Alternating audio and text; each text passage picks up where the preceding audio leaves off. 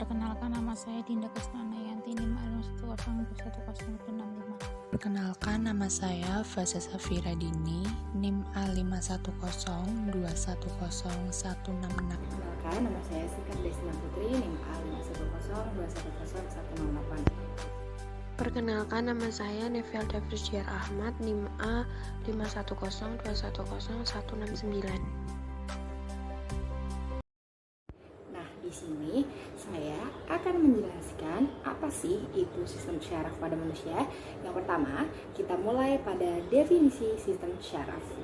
Nah, sistem syaraf sendiri itu berfungsi untuk menggerakkan sesuatu. Jadi ketika kita menerima suatu impuls, nah impuls itu akan dilanjutkan ke otak kita. Nah, otak kita akan merespon dengan gerakan-gerakan nanti yang akan dipresentasikan. Misal kalau kita tercubit, otomatis kita akan merasa sakit. Nah, sistem syaraf sendiri berpengaruh pada kehidupan sehari-hari karena sistem syaraf ini merupakan jaringan kompleks yang memiliki peran penting untuk mengatur setiap kegiatan dalam tubuh.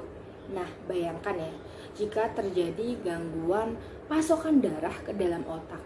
Nah, itu akan mengakibatkan penyumbatan ataupun pecahnya pembuluh darah yang kita nantinya jika kita mengalami itu, nah kita nanti akan terkena penyakit stroke, di mana orang penderita stroke tidak akan bisa beraktivitas dengan normal layaknya seperti kita orang-orang yang sehat.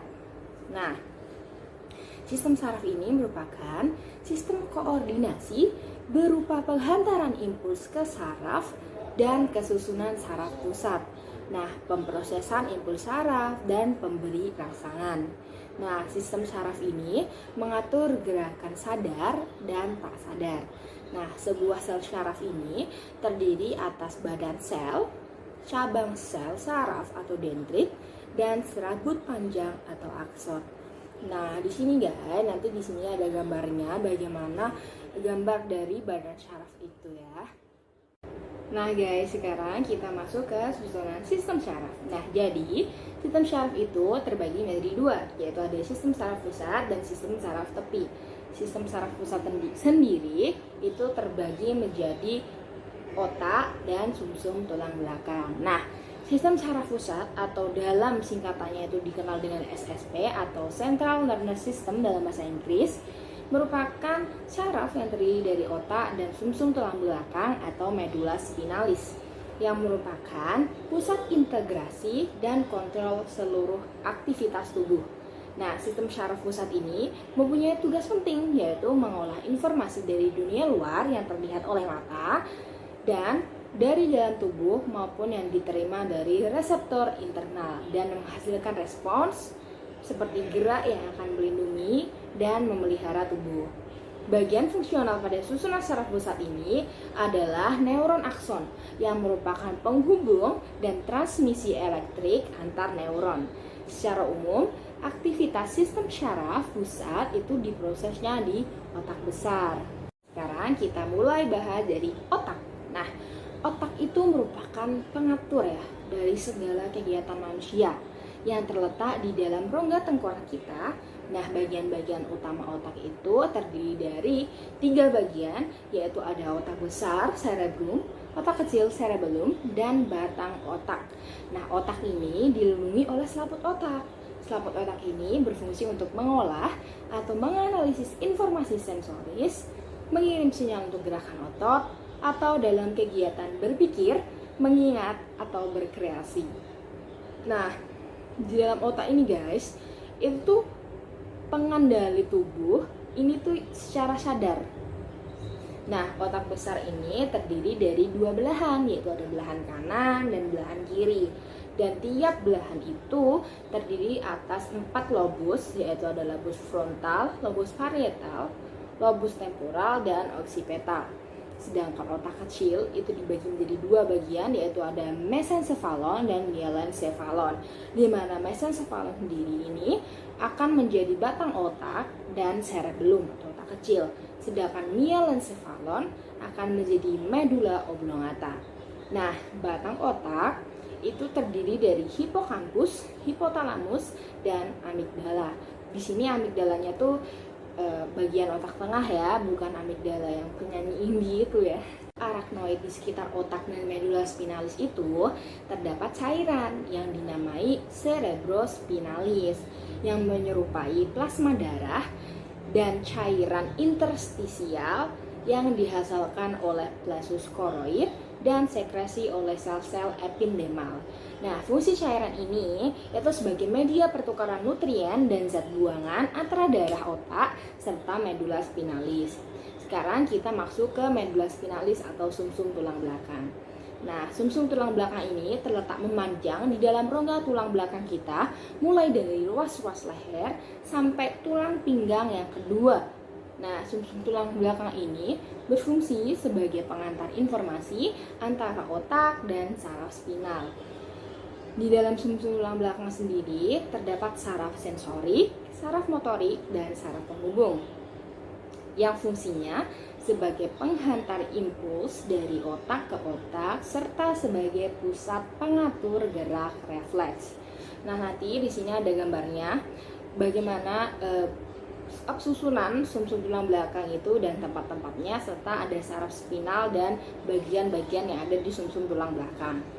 Nah, kita lanjut ke sistem saraf tepi. Sistem saraf tepi itu terdiri atas saraf-saraf yang meliputi 12 pasang saraf bercabang dari otak dan 31 pasang cabang saraf sumsum tulang belakang. Nah, berdasarkan fungsinya, sistem saraf tepi terbagi menjadi 2 bagian, yaitu ada sistem saraf somatik dan sistem saraf otonom. Nah, kita mau bahas yang sistem saraf somatik dulu nih.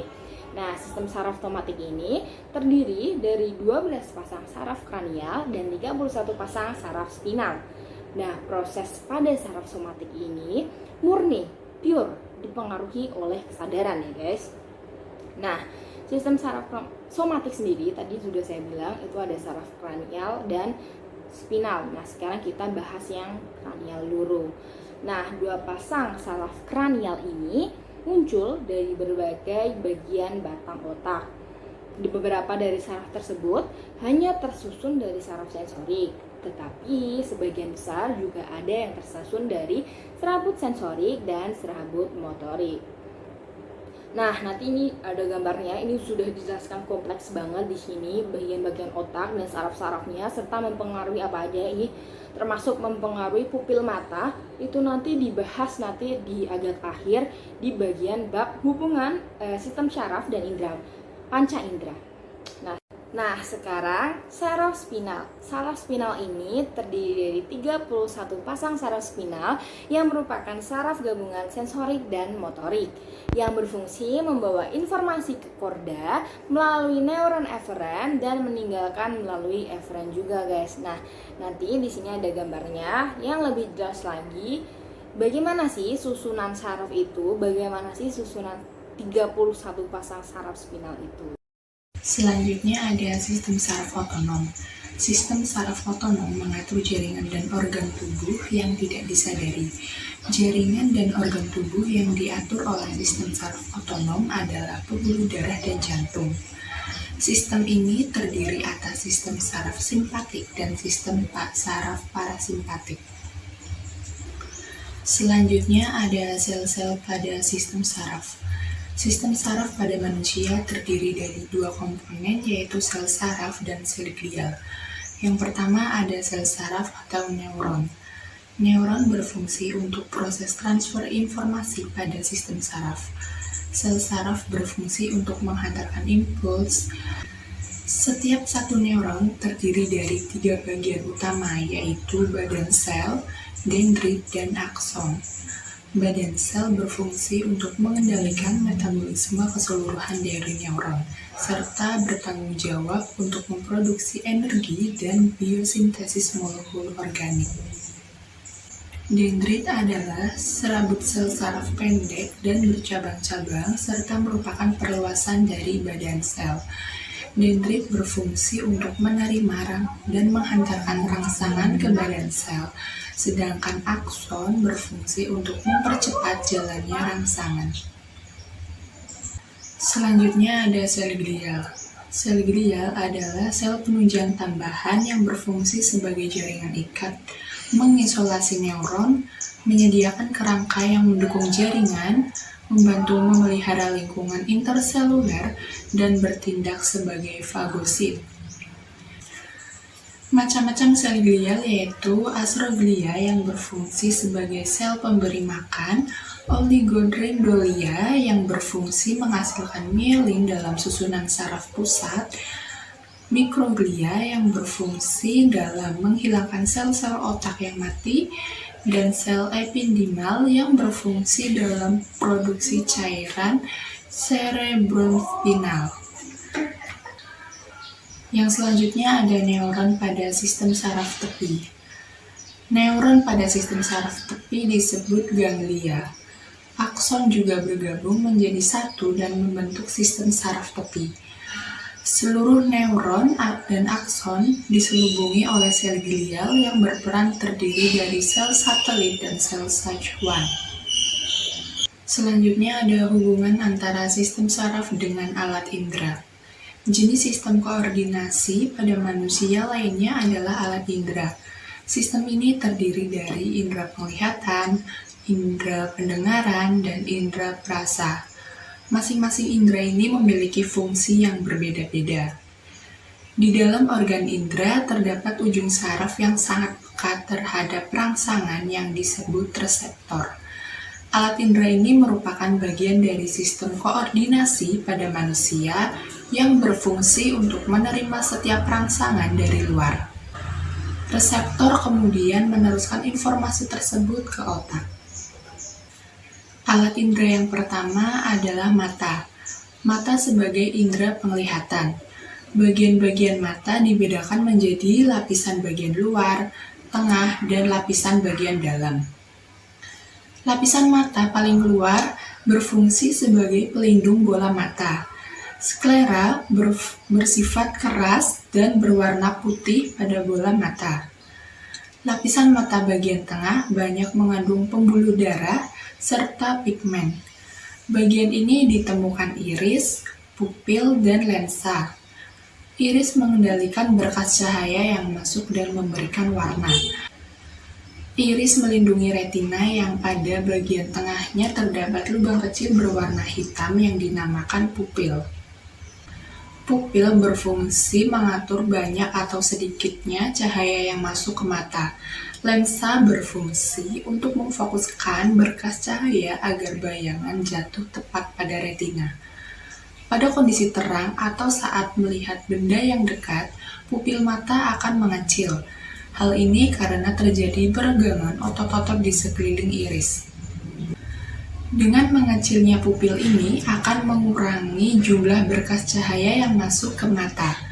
Pada kondisi redup atau saat melihat benda jauh, pupil mata akan membesar. Hal ini karena peregangan otot-otot iris mata yang tersusun seperti jeruji roda di sekeliling pupil. Pembesaran pupil memungkinkan berkas cahaya yang masuk ke mata lebih besar.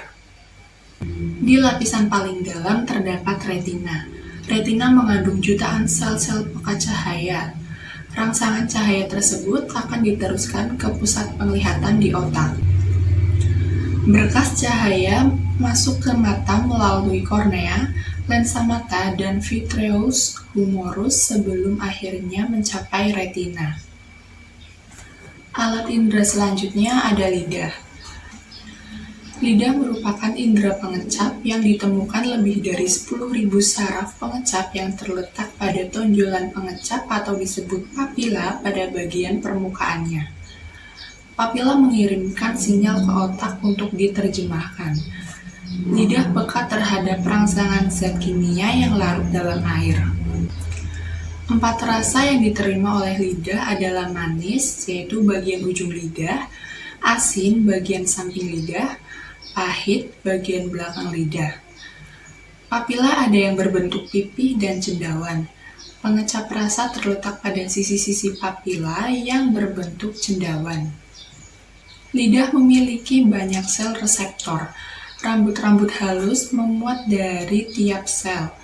Molekul makanan dan minuman harus larut dalam air liur sebelum bersentuhan dengan rambut-rambut halus tersebut dan memicu rangsangan ke otak. Lalu alat indera yang ketiga adalah hidung. Hidung merupakan indera penciuman. Di rongga hidung terdapat sel reseptor penciuman yang merupakan sel saraf khusus. Setiap sel memiliki rambut-rambut halus yang mencuat di bagian atas rongga hidung. Satu serabut saraf memanjang dari setiap ujung sel tersebut, kemudian bergabung dengan saraf lain untuk membentuk saraf penciuman yang mengirimkan sinyal ke otak. Lalu ada fungsi-fungsi hidung, yaitu 1. Menjadi organ pernapasan atau penyaringan udara, 2. Indera penciuman, 3. Memberi rasa pada makanan, 4. Pengaturan suara, 5. Pembersihan saluran pernapasan. Lalu pada gambar berikut kita dapat melihat bagian-bagian dari hidung. Ada tulang hidung, saraf pembau, selaput lendir, saraf pembau ke otak, dan rambut hidung atau silia. Hidung bagian luar, dari gambar dapat terlihat bahwa organ hidung bagian luar dimulai dari pangkal, batang, sayap, dan puncak hidung. Selain itu, ada lubang hidung dan kolumela yang merupakan sekat di antara kedua lubang tersebut. Lalu pada bagian lubang hidung, selain sebagai tempat masuknya udara, kotoran, dan kelingking kita, lubang hidung juga merupakan organ yang berhubungan langsung dengan rongga hidung. Dalam rongga hidung terdapat mukus dan bulu hidung untuk menyaring kotoran yang masuk. Lalu pada bagian rongga hidung tersebut adalah organ yang sangat penting karena berfungsi sebagai tempat masuknya udara menuju tenggorokan. Di samping itu, rongga hidung menjaga kelembapan, suhu, dan tekanan udara. Di dalam rongga terdapat selaput lendir dan bulu hidung atau silia tadi. Bagian rongga dibentuk oleh tulang tengkorak yang membentuk dinding-dinding hidung. Di setiap reseptor penciuman terdapat silia atau rambut hidung yang dapat mendeteksi zat di udara meskipun molekul tersebut harus lebih dulu diserap oleh selaput lendir. Kemudian bersentuhan dengan silia atau rambut hidung yang memicu rangsangan pada syaraf. Lalu ke materi berikutnya, yaitu organ tubuh yang keempat adalah telinga. Telinga merupakan indera pendengaran yang memungkinkan menangkap bunyi yang melintasi udara dalam bentuk gelombang.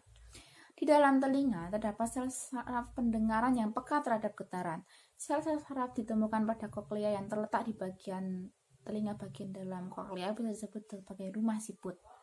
Pada gambar berikut kita dapat melihat bagian-bagian dari telinga, yaitu paling luar ada daun telinga, lubang telinga, liang telinga. Lalu ada 3 tulang pendengaran yang salah satunya adalah martil, landasan, dan sanggurdi. Lalu ada gendang telinga, 3 saluran setengah lingkaran, saraf pendengaran, saluran estasius, dan rumah siput atau koklea. Telinga bagian luar terdiri atas daun telinga dan saluran telinga. Daun telinga berfungsi mengumpulkan dan mengantarkan gelombang suara ke dalam telinga. Saluran telinga terdapat kelenjar CBK yang akan menghasilkan serumen atau sejenis minyak. Serumen sering disebut dengan kotoran telinga yang berfungsi mencegah masuknya benda asing ke dalam telinga. Lalu pada telinga bagian tengah terdiri atas tulang-tulang pendengaran, membran timpani, dan subaestasius. Tulang-tulang pendengaran terdiri dari tulang martil, landasan, dan sanggurdi yang berfungsi mengalirkan getaran suara dari gendang telinga menuju gendang telinga dalam. Lalu yang kedua ada membran timpani atau gendang telinga. Lalu yang ketiga ada kubaestasius yang menghubungkan telinga tengah dengan rongga faring. Lalu pada telinga bagian dalam terdiri atas 1 koklea dan 2 organ keseimbangan. Koklea yang terdapat sel-sel saraf pendengaran. Di dalam koklea, getaran suara menyebabkan rambut-rambut halus ini bergetar dan memicu sinyal pada sel reseptor. Sinyal ini kemudian dikirimkan ke otak yang mengolah frekuensi dan penyaringan suara. Lalu yang kedua adalah organ keseimbangan yang meliputi kanalis semicircularis, sacculus, dan utriculus. Lalu ada pun proses mendengar pada manusia. Telinga bagian luar mengantarkan gelombang suara ke dalam telinga. Gelombang ini menyebabkan gelombang telinga selaput tipis yang terletak di ujung saluran telinga bergetar. Getaran dikirimkan melalui 3 tulang kecil di telinga bagian tengah menuju koklea di telinga bagian dalam. Dengan bergetarnya organ pendengaran secara otomatis, menggetarkan cairan yang ada di dalamnya. Getaran tersebut merangsang sel-sel pendengaran untuk disalurkan ke otak. Lalu organ yang kelima adalah kulit. Kulit merupakan indera peraba yang sekaligus berfungsi untuk memberikan perlindungan terhadap pengaruh lingkungan seperti sengatan sinar matahari. Kulit merupakan pertahanan awal tubuh menghadapi infeksi, membantu mencegah hilangnya kadar air tubuh akibat penguapan. Kulit berperan penting sebagai pengendali suhu tubuh. Pada gambar di samping ini kita dapat melihat bagian-bagian dari kulit, yaitu ada epidermis, yang paling luar adalah helai rambut, epidermis, kapiler, dermis, kelenjar minyak atau kelenjar penghasil minyak, serabut saraf, pembuluh darah, dan lapisan subkutan. Lalu di sini kita dapat menjelaskan struktur-struktur kulit, yaitu epidermis tersusun atas lapisan atas yang terdiri dari kulit mati dan lapisan bawah yang menggantikan sel kulit mati di bagian atas. Dermis merupakan lapisan di bawah epidermis. Dermis tersusun dari beberapa struktur, mencakup pembuluh darah, saraf, folikel rambut, dan kelenjar keringat. Serabut saraf terkumpul pada bagian ujung yang bebas pada reseptor sentuh atau pada jenis reseptor lain yang peka terhadap tekanan, getaran, atau perubahan suhu, seperti sel saraf Meissner untuk sentuhan, sel saraf Pacini untuk tekanan, sel saraf Ruffini untuk sel panas, sel saraf Krause untuk dingin, dan sel saraf bebas untuk rasa nyeri. Lalu, kulit juga mengeluarkan keringat, yaitu suatu cairan bergaram mencapai permukaan kulit melalui proses berikut, yaitu pori-pori dikelilingi oleh sel epidermis yang telah mati. Keringat menguap pada permukaan kulit dan membantu menurunkan suhu tubuh. Keluarnya keringat merupakan proses pembuangan kadar air tubuh yang berlebih dan sebagai zat sisa. B. Gangguan sistem syaraf pada 5 tahun terakhir. 1. Meningitis. Meningitis atau radang selaput otak adalah salah satu jenis penyakit syaraf yang kerap dialami seseorang, terutama pada bayi, anak-anak, dan remaja. Peradangan pada selaput otak ini umumnya disebabkan oleh infeksi, virus, atau bakteri, tetapi bisa juga terjadi akibat penyakit non-infeksi seperti alergi obat atau sarkoidosis. Penderita penyakit ini biasanya merasa demam dan sakit kepala yang berlebihan. 2. Stroke. Stroke merupakan salah satu penyakit tidak menular penyebab kematian terbesar di dunia, termasuk Indonesia. Penyakit syaraf ini terjadi karena terganggunya pasokan darah ke otak akibat penyumbatan dan pecahnya pembuluh darah. 3. Epilepsi. Epilepsi atau yang biasa disebut dengan ayan adalah penyakit syaraf akibat aktivitas listrik otak yang tidak normal. Penyakit ini bisa menyebabkan penderita mengalami kejang yang berulang tanpa pemicu yang jelas. 4. Vertigo. Vertigo ditandai dengan sakit kepala dan gejala sensasi diri sendiri atau sekeliling berputar-putar. Penderita yang mengalami vertigo akan kehilangan keseimbangan dalam beberapa waktu. Hal ini juga akan membuat penderitanya merasa kesulitan untuk berdiri bahkan berjalan. Mereka juga mengalami gejala mual dan muntah. 5. Alzheimer. Penderita penyakit ini ditandai dengan melemahnya daya ingat karena penyakit ini menyerang memori yang baru saja ia simpan. Tingkat parah dari penderita Alzheimer adalah ia akan mengalami gangguan otak dalam melakukan perencanaan, penalaran, persepsi, sampai dengan bahasa. Penderita Alzheimer juga akan mengalami disorientasi dan perubahan perilaku. Di sini saya akan menjelaskan tentang cara mencegah agar tidak terkena penyakit saraf. Cara yang ke-1, olahraga teratur agar bisa membantu mencegah berbagai gangguan saraf. Olahraga tersebut dilakukan selama 10 atau 15 menit setiap pagi hingga sore. Jadi organ-organ tubuh kita itu bisa bekerja dengan baik. Cara kedua, hindari melakukan pekerjaan yang sangat berulang-ulang. agar tidak terjadi gangguan pada saraf-saraf tubuh kita. Cara yang ketiga, kita harus bisa mengoptimalkan berat badan dan kekebalan tubuh kita.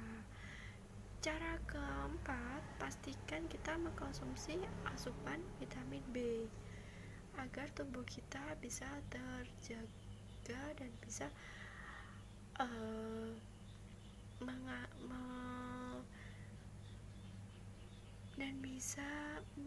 menjaga kekebalan tubuh atau energi dalam tubuh kita.